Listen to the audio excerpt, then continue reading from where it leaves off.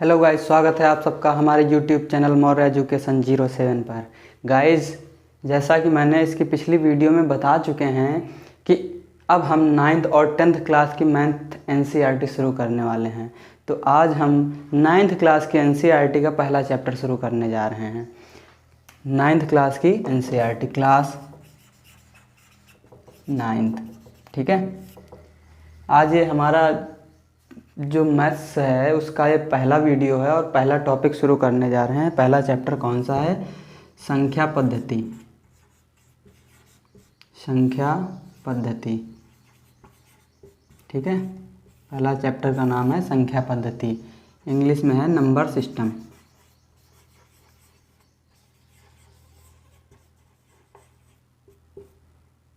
ठीक है, तो गाइस हमने अपनी लाइफ में, होल लाइफ में कई तरीके की गिनतियाँ देखी हैं, कई तरीके की संख्याएं देखी हैं।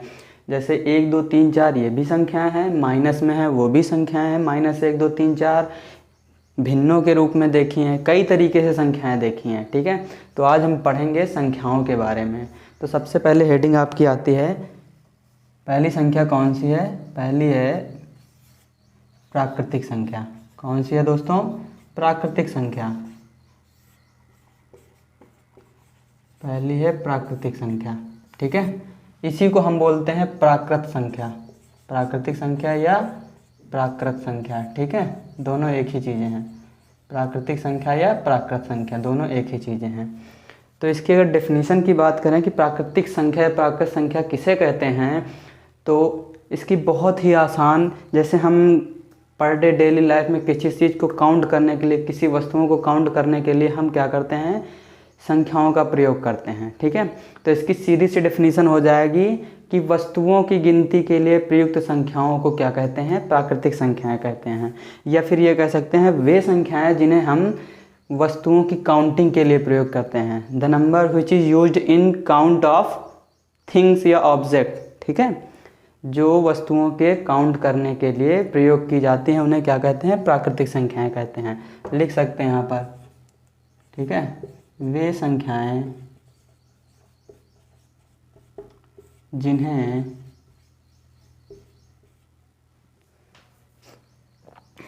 वस्तुओं को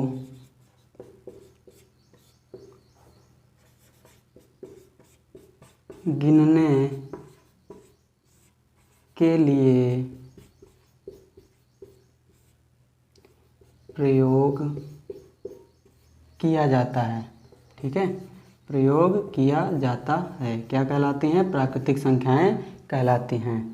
किया जाता है, प्राकृतिक संख्याएं या प्राकृत संख्याएं कहलाती हैं। ठीक है, प्राकृत संख्याएं कहलाती हैं।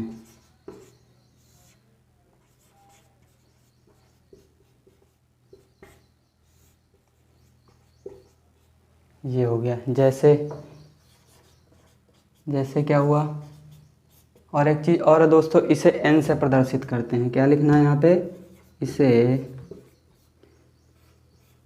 कैपिटल N से, ठीक है, इसे कैपिटल N से प्रदर्शित करते हैं। इसे कैपिटल N से प्रदर्शित करते हैं। ठीक है, जैसे आपका क्या हो गया? n बराबर 1 2 3 4 5 ... ये सभी संख्याएं आपकी क्या कहलाती हैं? प्राकृतिक संख्याएं कहलाती हैं। ठीक है, नेचुरल नंबर कहलाती है। इसी को नेचुरल नंबर बोलते हैं। प्राकृतिक संख्याओं क्या बोलते हैं? Natural number. यहाँ पे लिख सकते हैं, जो इंग्लिश मीडियम वाले हैं यहाँ पे लिख सकते हैं नेचुरल नंबर। ठीक है, नेचुरल नंबर। ठीक, प्राकृतिक संख्या नहीं, नेचुरल नंबर।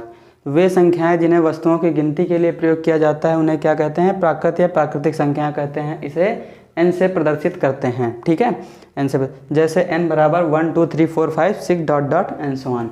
ठीक है, हो गया। अब यहाँ पे एक क्वेश्चन बन जाता है कि सबसे छोटी प्राकृतिक संख्या किसे कहते हैं? क्या बनता है? यहाँ पे बन जाता है, नोट डाल के लिख लेना है आपको कि सबसे छोटी प्राकृतिक संख्या या प्राकृत संख्या क्या होगी? बराबर क्या होगी 1। 1 आपकी सबसे छोटी प्राकृतिक संख्या होगी। और सबसे बड़ी प्राकृतिक संख्या जितना आप लिख पाओ, जितनी बड़ी आप संख्या लिख सकते हो वही सबसे बड़ी प्राकृतिक संख्या हो सकती है। वो भी नहीं होगी, उसमें एक और ऐड कर दोगे उससे बड़ी प्राप्त हो जाएगी। ठीक है, तो जो सबसे बड़ी प्राकृतिक संख्या होती है वो कोई भी नहीं होती है। जो भी आप संख्या लिखोगे उसमें एक प्लस ऐड कर दोगे, अगली नई बड़ी प्राकृतिक संख्या मिल जाएगी।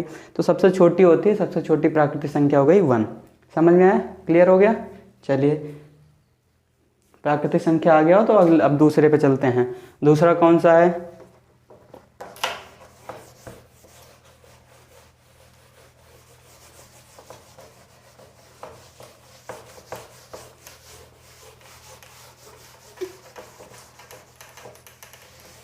दूसरा आता है पूर्ण संख्या, किसे कहते हैं, क्या बोलते हैं? दूसरी है पूर्ण संख्या।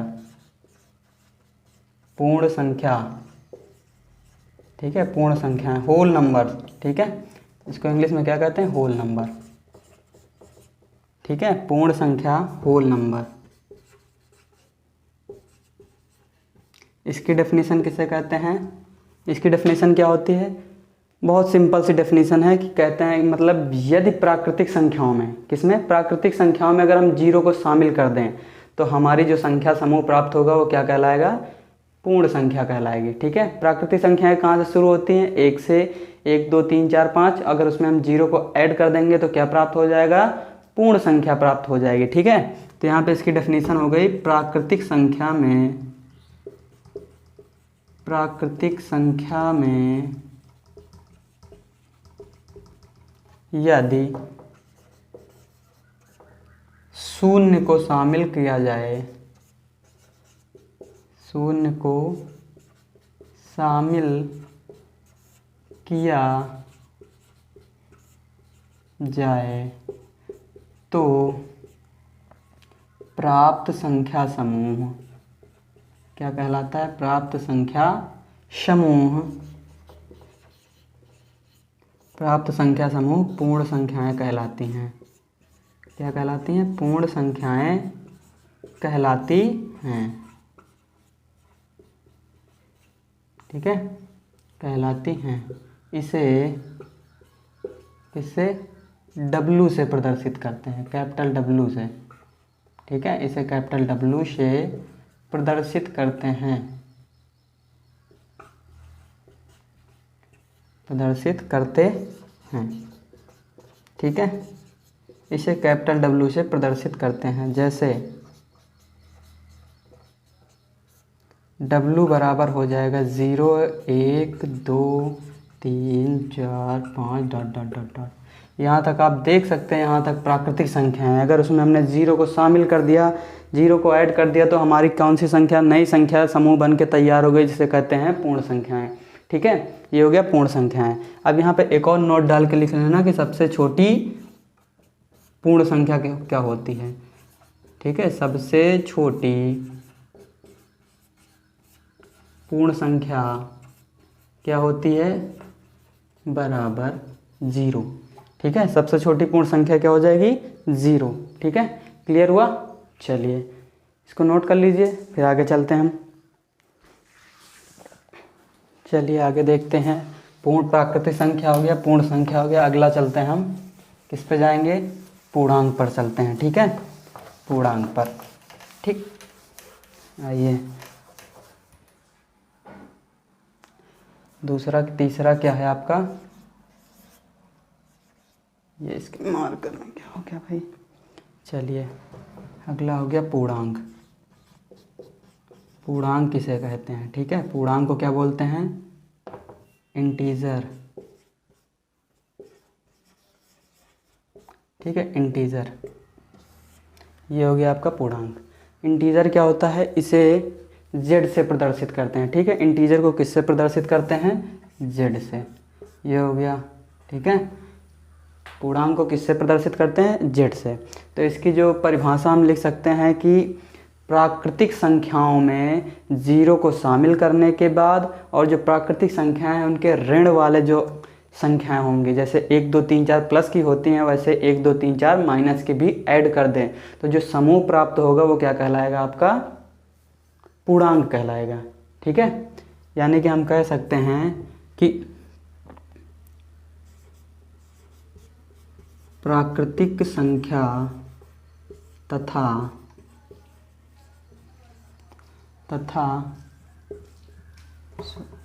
प्राकृतिक संख्या तथा इसके प्राकृतिक संख्याएं तथा इसके ऋणात्मक मान, ठीक है, इसकी ऋणात्मक संख्याएं, प्राकृतिक संख्याएं प्लस इसकी ऋणात्मक संख्याएं, ठीक है, ऋणात्मक संख्याएं, ठीक है, इसकी ऋणात्मक संख्याएं तथा शून्य को मिलाकर प्राप्त संख्या समूह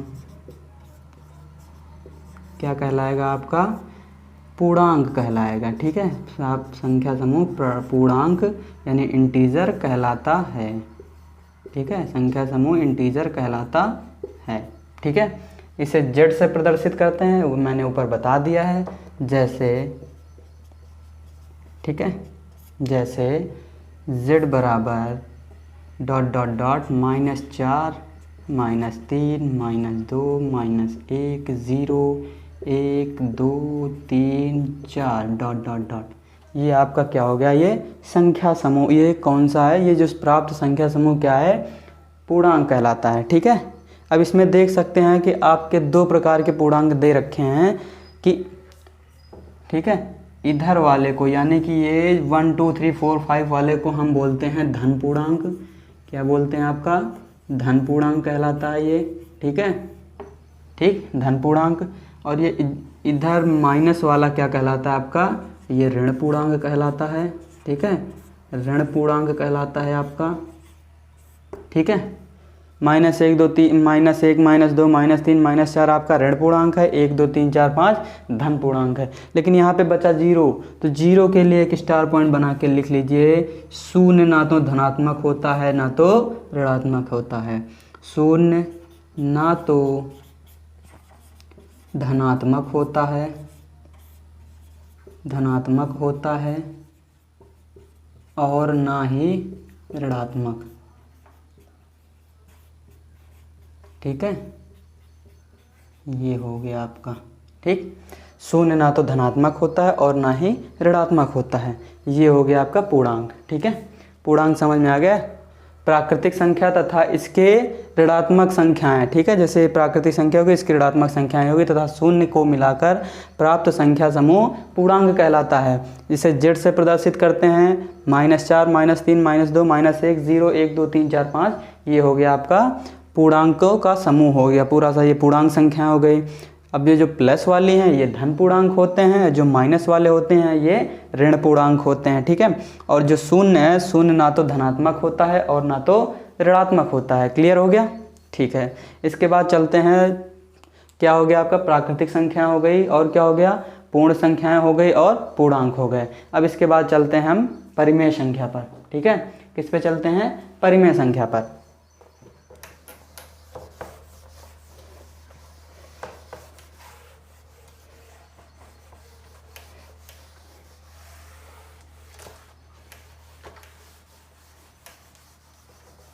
ये हो गया आपका, आ गया तीसरा, हो गया 3 हो गए, चौथा हो गया आपका परिमेय संख्या, ठीक है। परिमेय संख्या,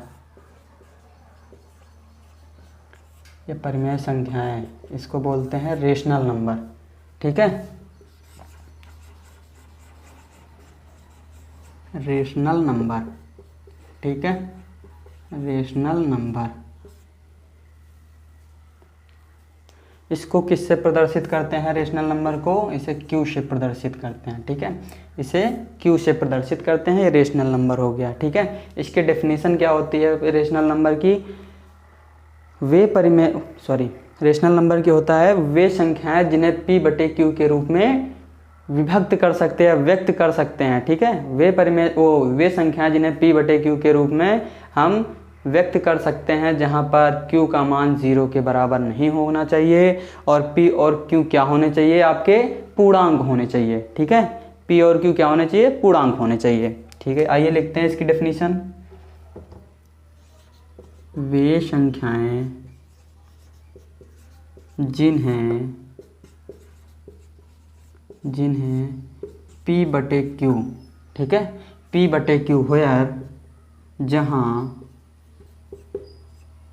जहाँ P और Q क्या हैं आपके, P और Q पूर्णांक हैं, ठीक है, P और Q पूर्णांक हैं, कॉमा और क्या है, Q का मान 0 के बराबर नहीं हो सकता है, ठीक है। जिन्हें P/Q, इसको चाहे तो ब्रैकेट में कर सकते हो आप, ठीक है, P/Q के रूप में व्यक्त किया जा सकता है, के रूप में व्यक्त किया जाता है,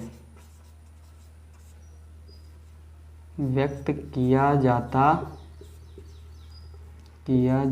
है, ठीक है। क्या कहलाती हैं आपकी, परिमेय संख्याएं कहलाती है। इसे Q से प्रदर्शित करते हैं, जैसे 2/3 -4/3, ये सारी चीज़ें आपकी क्या हो गई, ये हो गई आपकी परिमेय संख्याएं।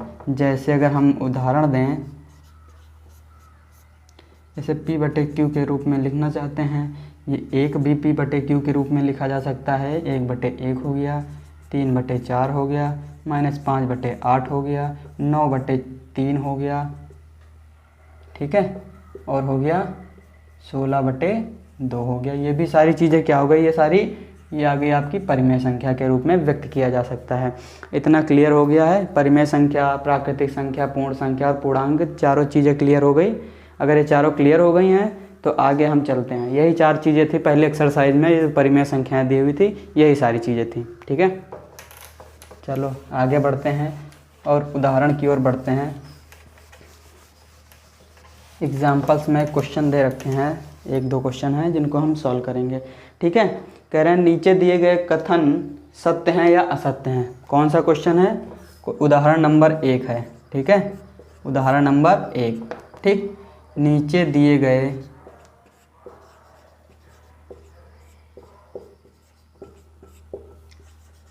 कथन सत्य या असत्य हैं, ठीक है, सत्य या असत्य हैं, ठीक है। वो कह रहे हैं क्या है, कारण सहित आपको स्पष्ट करना है, किसके, कारण सहित, ठीक है, कारण सहित स्पष्ट कीजिए, ठीक, कारण सहित स्पष्ट कीजिए। ये क्वेश्चन दे रखा है, पहला दे रखा है, ठीक है, पहला क्वेश्चन दे रखा है कि प्रत्येक पूर्णांक एक प्राकृतिक संख्या होती है। क्या दे रखा है, प्रत्येक पूर्णांक एक प्राकृतिक संख्या होती है, प्रत्येक पूर्णांक एक प्राकृतिक संख्या होती है, एक प्राकृतिक संख्या होती है, ठीक है, ये दे रखा है। इसको आपको बताना है कि सत्य है कि असत्य है, ठीक है। प्रत्येक पूर्णांक, ठीक है, पूर्णांक क्या होते हैं, माइनस में वाली संख्या वो भी होती है, शून्य भी होती है और 0 भी ऐड किया जाता है। तो पूर्णांक क्या होते हैं, पूर्णांक को हमने बताया था किससे रिप्रेजेंट करते हैं, Z से रिप्रेजेंट करते हैं, ठीक है। तो ये संख्याएं क्या होती हैं, माइनस की भी संख्याएं होती हैं, ठीक है, और ये प्लस की भी संख्याएं होती हैं। कह रहे हैं प्रत्येक पूर्णांक, क्या ये पूर्णांक है आपका, और नेचुरल नंबर जो होते हैं वो कहाँ से शुरू होते हैं, 1 2 3 4 5 डॉट डॉट, ठीक है, ये हो गए। क्या ये सारी -4 आपको नेचुरल नंबर में दिख रहा है, नहीं है, ठीक है। हमें प्रत्येक पूर्णांक की बात करनी है, इस वाले को ले करके इसमें इसे दिखाना होगा, ठीक है, तभी होगा कि वो होती हैं। तो क्या -4 -3 ये संख्याएं इसमें नेचुरल नंबर में आपको दिखाई पड़ रही हैं, नहीं हैं, ठीक है, ये नहीं हैं। यानी कि जो हमारा जो पहला जो कथन दिया हुआ, प्रत्येक पूर्णांक एक प्राकृतिक संख्या होती है, तो ये क्या हो जाएगा, असत्य हो जाएगा, ठीक है। कारण भी आपको दिखा दिया गया, ठीक है। ये जो स्टेटमेंट, ये जो कथन दिया हुआ है, ये क्या हो जाएगा, असत्य हो जाएगा, ठीक है। क्लियर हुआ, ठीक है। इसी का जो बी पार्ट है वो क्या है, इसको मिटा दें, ठीक है। यहाँ पे इसका आंसर लिख देते हैं असत्य, ठीक है, असत्य। बी में क्या है क्वेश्चन में? बी कह रहा है कि प्रत्येक पूर्णांक एक परिमेय संख्या होती है। कह रहा है प्रत्येक पूर्णांक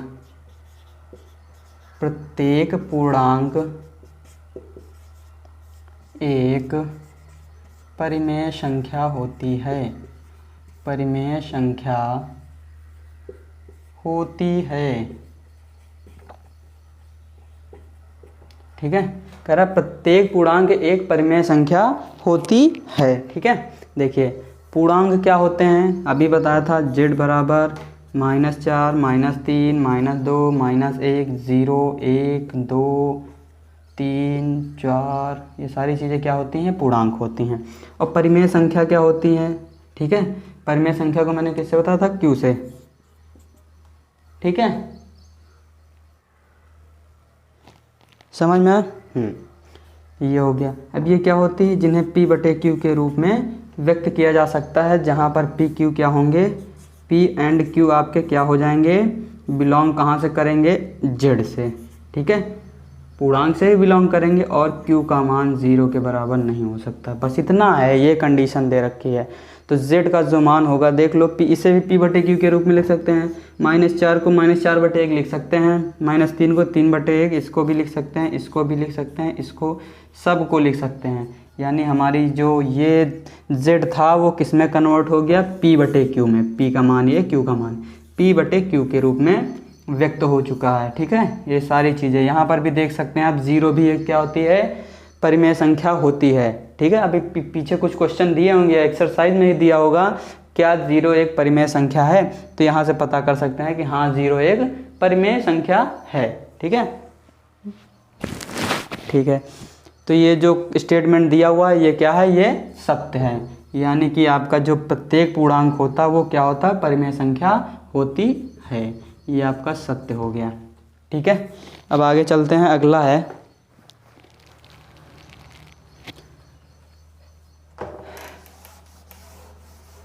ठीक है, अब कह रहे हैं कि तीसरा है, ये इसको मिटा दें तो फिर आ जाएगा। इस बार इसका उल्टा दे रखा है, यानी कि कह रहा है कि क्या प्रत्येक परिमेय संख्या पूर्णांक होती है? ये तीसरा दे रखा है प्रत्येक परिमेय संख्या। ठीक है, प्रत्येक परिमेय संख्या पूर्णांक होती है।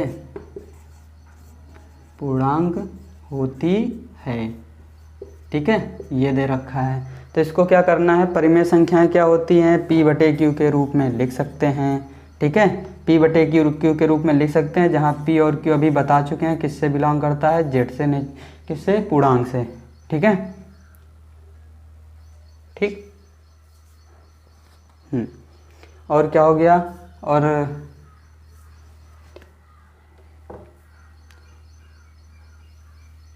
ये हो गया, जेड से बिलोंग करना होना चाहिए। और क्या होना चाहिए?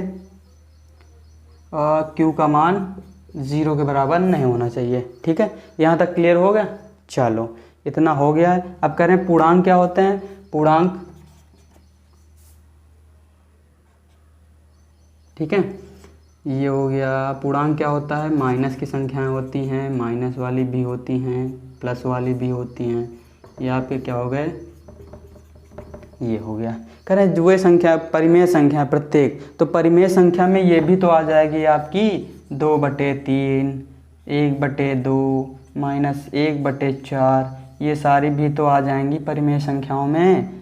लेकिन क्या ये संख्याएं इनमें बिलोंग करेंगी? नहीं करेंगी। इसमें केवल बटे वाली संख्याएं इसमें नहीं आती हैं। ठीक है, फ्रैक्शन वाली इसमें नहीं आती हैं। किसमें? पूर्णांकों में। उसमें केवल पूरी जो संख्या होती हैं 1 2 3 4 -1 2 3 4, ये बटे वाली संख्याएं नहीं आती हैं। ठीक है, इसमें बिलोंग नहीं करती हैं। तो यानी जो स्टेटमेंट दिया हुआ है ये संख्याएं इसमें बिलोंग नहीं करेंगे, तो ये जो स्टेटमेंट दिया होगा क्या हो जाएगा? फॉल्स हो जाएगा, असत्य हो जाएगा।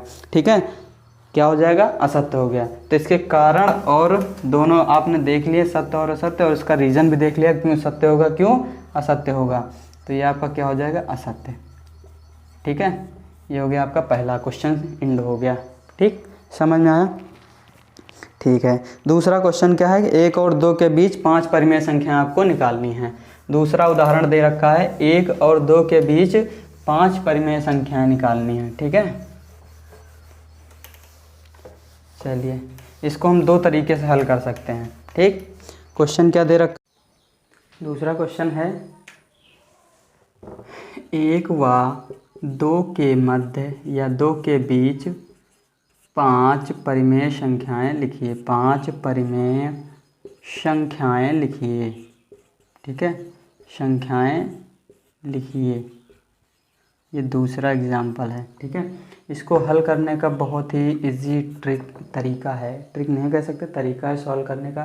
जैसे हमें 2 संख्याएं दी हों, उसके बीच कोई एक संख्या निकालनी हो तो कैसे करते हैं, दोनों संख्याओं को जोड़ लेते हैं, उसके बाद 2 से डिवाइड कर देते हैं। तो वही तरीका यहाँ पर भी अपनाना है। पहले जैसे हम यहाँ पे 1 लिखा हुआ है और यहाँ पे 2 लिखा हुआ है, इसके बीच की कोई संख्या ये निकालनी हो तो हम क्या करेंगे, 1 और 2 को जोड़ देंगे, जितना आएगा उसको 2 से डिवाइड कर देंगे, वही आ जाएगा, ठीक है। तो पहली परिमेय संख्या निकलेगी, क्या करेंगे, 1 + 2 करेंगे, उसको 2 से डिवाइड कर देंगे, कितना हो जाएगा, 3/2। ये पहली परिमेय संख्या आ गई। अब इन दोनों को ले करके हम क्या करें, यही प्रक्रिया फिर से अपना, ये प्लस ये बाई 2, ठीक है, यानी 1 + 3/2/2 ये हो गया।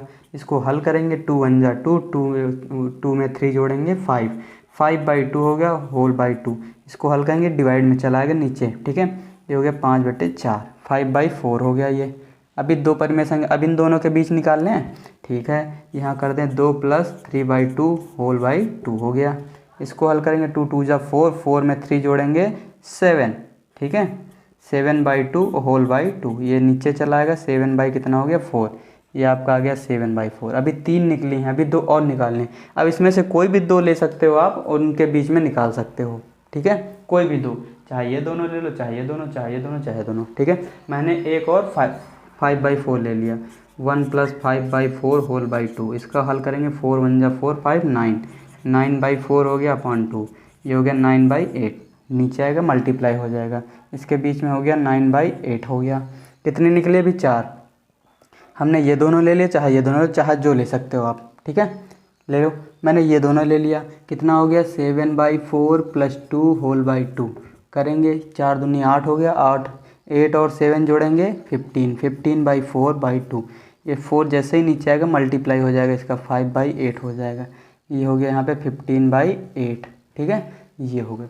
ये आपकी निकल आई, इतनी कितनी परिमेय संख्याएं हैं, ये यहाँ से आपकी निकल आई हैं परिमेय संख्याएं, ये आपकी 5 परिमेय संख्याएं। ये एक तरीका हो गया। दूसरा इसका भी तरीका जो बहुत आसान है, इजी ट्रिक है, इतना नहीं करना पड़ेगा उसमें, बहुत आसानी से, बस ज़्यादा से ज़्यादा उसमें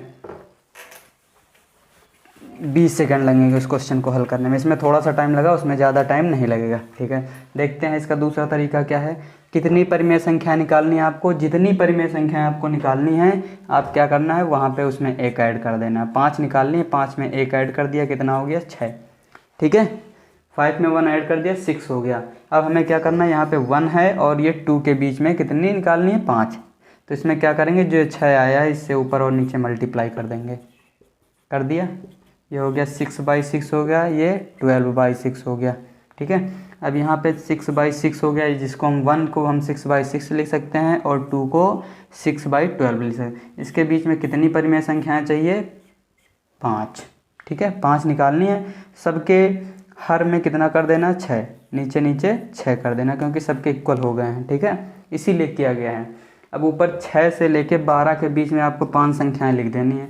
7 आता है, 8 आता है, 9 आता है, 10 आता है, 11, यही आपकी परिमेय संख्याएं हो गई।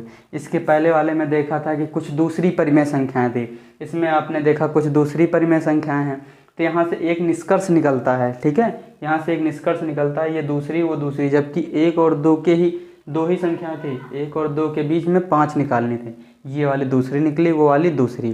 तो एक निष्कर्ष निकला कि किन्हीं 2 परिमेय संख्याओं के मध्य अपरिमित यानी अनंत परिमेय संख्याएं हो सकती हैं, ठीक है। क्या हो सकता है, एक नोट आपको लिखना है यहाँ पे, ये हो गया होगा सॉल्यूशन, इसके बाद आपको एक नोट लिख देना है, ठीक है। नोट में क्या लिखना है आपका, नोट लिखना है, किन्हीं 2 परिमेय संख्याओं के मध्य, ठीक है, संख्याएं नहीं, संख्याओं के मध्य ठीक है, संख्याओं के मध्य कितनी अपरिमेय, अपरिमेय यानी अनंत, अपरिमित परिमेय संख्याएं। ठीक है, अपरिमित यानी अनंत, ठीक है, अपरिमित अनंत यानी अनंत परिमेय संख्याएं होती हैं। ठीक है, परिमेय संख्याएं होती हैं। ठीक है, ये इसके बाद ये दो उदाहरण होने के बाद आपकी एक्सरसाइज आती है 1.1। ठीक है, जो अगली वीडियो में आपको कराई जाएगी।